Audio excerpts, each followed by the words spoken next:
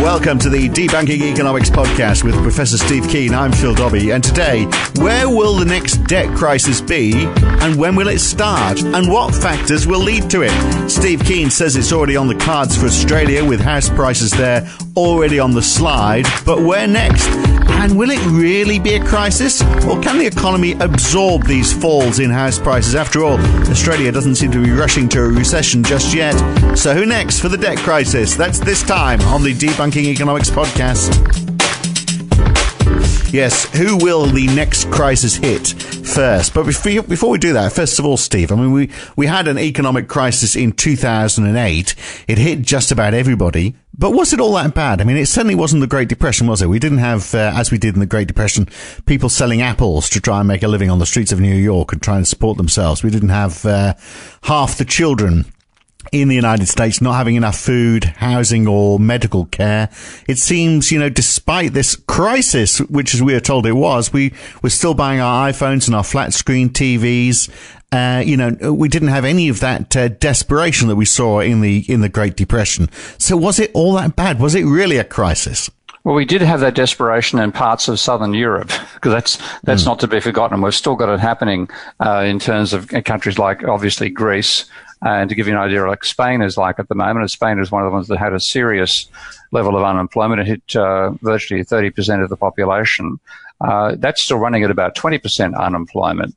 And but we think of the United States as being the epicenter of all of this, though. And 10 years on, inflation's low, unemployment is very low, share prices are up. I mean, people would say these are good times. Not as good as it gets, but not that bad either. Well, I want to make the contrast as to what did America do differently? I mean, that it didn't end up in the situation that Portugal and Greece and Spain ended up in. Well, it wasn't in the euro. Pardon? It wasn't in the euro. Basically, it's the euro, and the reason for that is that it isn't just the currency itself isn't. It's not a bad piece of. It's a better looking piece of art than the American dollar. I mean, give me the euro any day as a piece of art. But the difference is that the American government can produce the dollars it needs for its expenditure, and its government deficit in the immediate aftermath of the crisis, so 2008, 2009, when Obama came to power, the deficit then was running at 15% of GDP. Now, the euro, the Maastricht Treaty, puts a limit of 3% of GDP on the level of government spending as in terms of an increase in the government debt in any 1 year. And that was supposed to be fiscal responsibility, supposed to, it was actually called the Growth and Stability Pact. Well, it gave it shrinking economies and instability. So the difference really between the euro and America today, and then America today and America back at the time of the Great Depression, is simply the size of the government sector. Because if you go back to when the New Deal occurred, we get taught the New Deal in history, those that still learn history, and we know how much that was some Austrian commentators will say that actually made the Great Depression last longer. But I mean, I'm going to leave that particular claim aside for a moment. But we bought our way out of it, in effect, didn't we? And we were. But the Great Depression, the New Deal, it's very high. The largest amount of money being added to government debt by the New Deal was equivalent to 5% of GDP. Now we know about things like the Hoover Dam project, the Tennessee electrification. The building of the road system across the states, a lot of it began under the New Deal. So it was huge in terms of industrial projects and so on. But in terms of the percentage of GDP, it peaked at 5% of GDP, whereas Obama's stimulus was 15%. Now, why did it not seem that much larger? It's because if you go back to the Great Depression, government was about 1/3 the size of what it is now.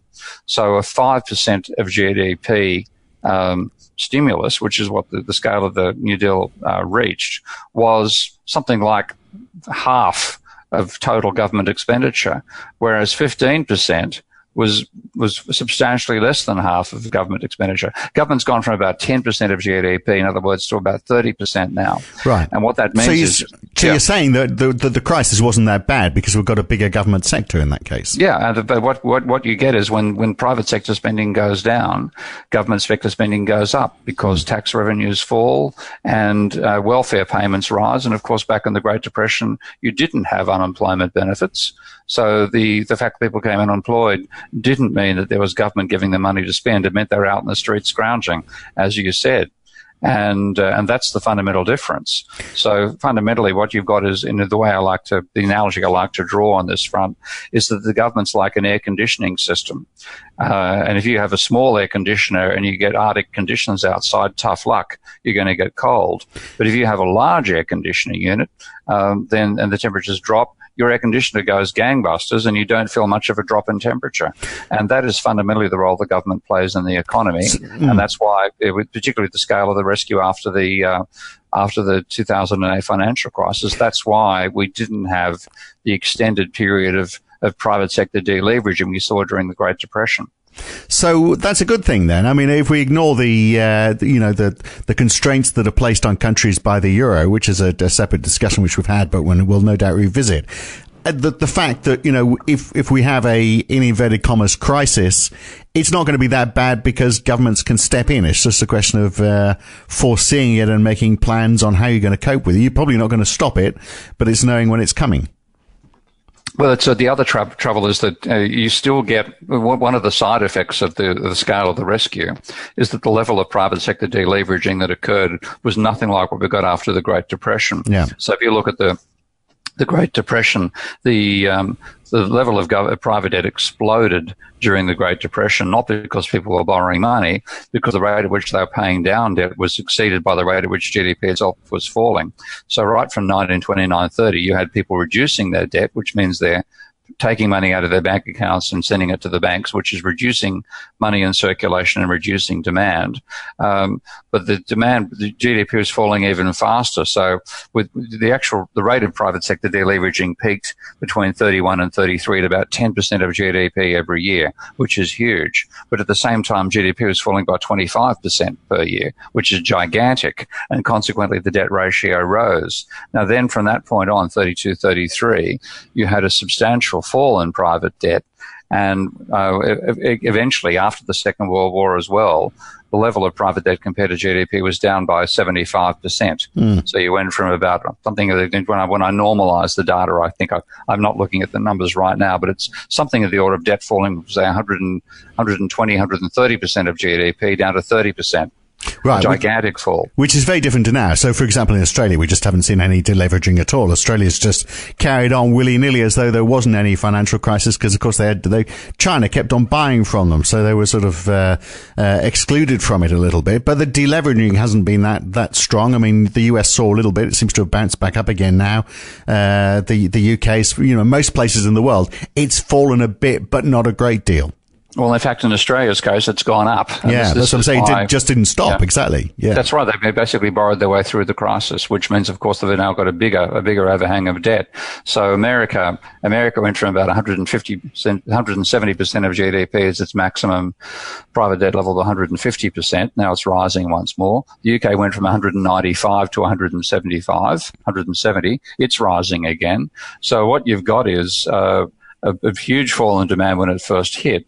But then the extent to which demand fell being attenuated by the government rescue kicking in, large amounts of money turning up, interest rates being dropped to zero, people spending, therefore not having the same pressure to reduce their debt levels, and therefore you got a revival of credit in those economies. But the ones that avoided the crisis completely, like Australia and Canada, did it by just going gangbusters for borrowing. So if you look at Australia's debt level after the financial crisis, it was about 180% of GDP. This is using Bank of International Settlements figures. It's now 205%. So the countries that avoided the crisis back in 2008 have done it by getting more levered still. Right, and which are those countries? Well, look, this is a fairly lengthy discussion about household debt and the debt crisis. If you want to hear it in full, then you need to subscribe, become a subscriber at debunkingeconomics.com, or become a supporter of Steve on Patreon at patreon.com/Prof Steve Keen. If you provide $10 or more support each month, then you get access to this and all the other podcasts in this series. So hopefully you'll do one of those, and we'll see you back here again very soon for the full version of this discussion. I'm Phil Dobbie. Thanks for listening.